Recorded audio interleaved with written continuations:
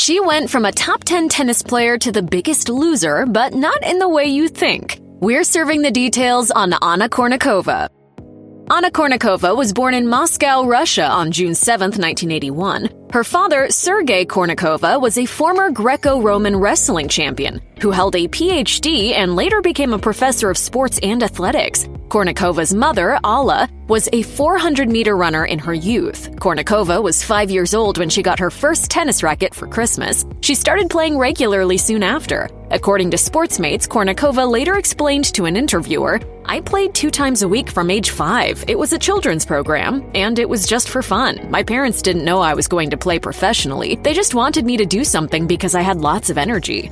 At age 7, Kournikova was enrolled at the prestigious Spartak Tennis Club, where renowned coach Larissa Preobrazhensky trained her. I must win, I must play hard. 3 years into training at the Spartak Tennis Club, Anna Kournikova began playing and excelling in junior tournaments. Before long, the young tennis star started gaining attention from tennis scouts around the world. Eventually, this resulted in her signing a management deal at age 10, which brought her a lucrative opportunity to train at Nick Bollettieri's elite-level tennis academy. According to CNN, Bollettieri's only thought upon seeing her play was holy mackerel. She was brilliant at the net.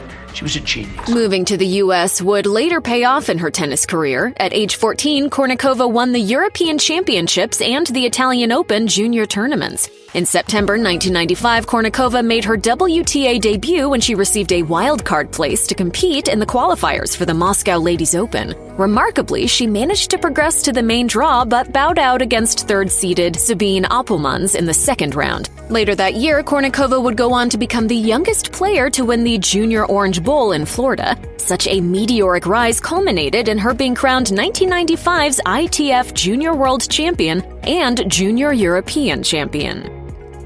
Anna Kournikova enjoyed further junior-level success in 1996. Later that year, she started being coached by Ed Nagel, who helped prepare Kournikova for the next stage of her development, Grand Slam tournaments. Symbolizing the pinnacle of the sport, Grand Slams include the 4 biggest tennis competitions: the Australian Open, the French Open, Wimbledon, and the U.S. Open. Kournikova debuted at her first Grand Slam, the U.S. Open, at age 15. After winning her first-round match against Czech-born Ludmila Rikhterova, Kournikova spoke positively about the experience, telling the New York Times, "It's already a good tournament for me. I qualified and then I won my first match, so I think that's great." Such a confident attitude helped her progress past her second and third round opponents when she faced multiple Grand Slam champion and number 1 seed Steffi Graf.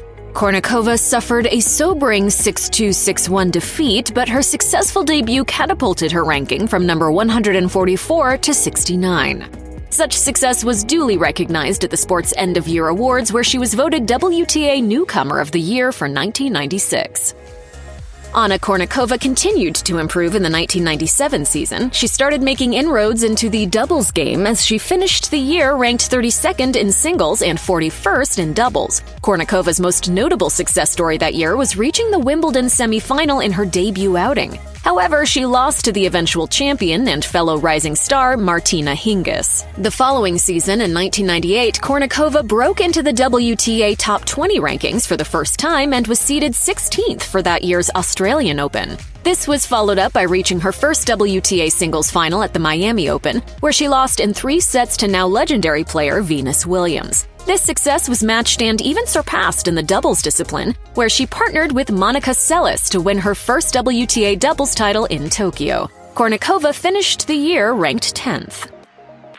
Going into the 1999 season, Anna Kournikova was still determined to excel in the singles discipline, but this year would showcase her outstanding abilities in the doubles game. At the 1999 Australian Open, she once again partnered up with fierce rival Martina Hingis, and together they won the tournament. This marked Kournikova's first Grand Slam title and the first with Hingis, who dubbed the pair the Spice Girls of tennis. Kournikova commented on this blossoming partnership by telling the Associated Press, "It feels great. I was really lucky to play with Martina, and it's a great tradition." This superb start to the season was followed by more success as Kournikova and Hingis won titles at Indian Wells, Rome, Eastbourne, and the year-ending WTA Finals. This consistency resulted in Kournikova climbing to the number 1 ranking in doubles, which was her finishing position that season. As a result, she and Hingis were presented with the WTA Award for Doubles Team of the Year.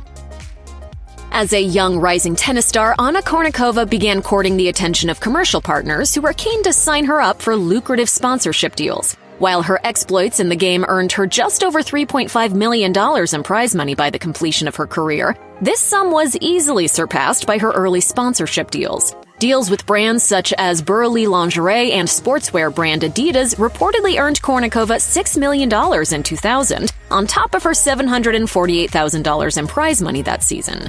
Added to this were deals with Omega watches and K-Swiss shoewear, which boosted her commercial earnings to a reported $10 million per year.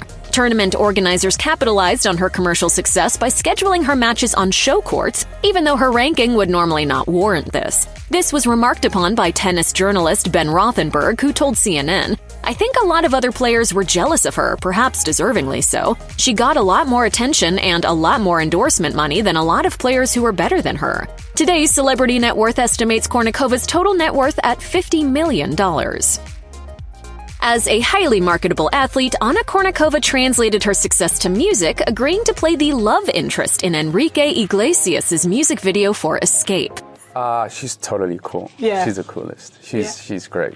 The love affair did not stop there. After the video was filmed, Iglesias and Kournikova began dating. The pair have kept their personal life private, and despite Kournikova listing her Instagram name as Anna Kournikova Iglesias, it is unclear if the couple is actually married. We do know that they are parents to fraternal twins Nicholas and Lucy, born in December 2017, and a third child, Mary, who was born in January 2020. In recent years, Kournikova has mostly kept a low profile away from the spotlight. However, she did pose for the cover of Cosmopolitan, Russia's 25th anniversary edition in 2019, where she also gave her first interview since having children. Today, Kournikova has built up a strong following on Instagram and regularly shares posts of her spending time with her family.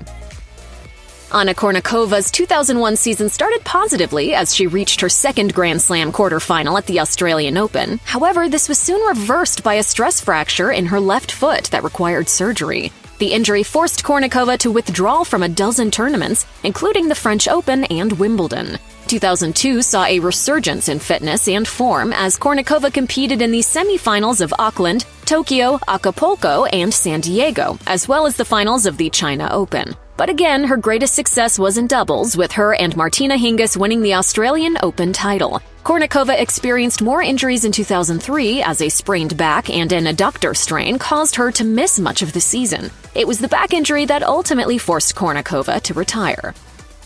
Anna Kournikova has not played competitively since retiring at the end of 2003, but she has participated in exhibition matches for charitable causes. In late 2004, she joined Elton John and fellow tennis player Andre Agassi in a fundraising event for AIDS charities. She reunited with Elton in 2008 in an exhibition event raising funds for Elton's AIDS Foundation and the Atlanta AIDS Partnership Fund. The following year, Kournikova teamed up with American tennis great Jim Courier and took on fellow American greats John McEnroe and Tracy Austin at the legendary night at New York's Turning Stone Event Center.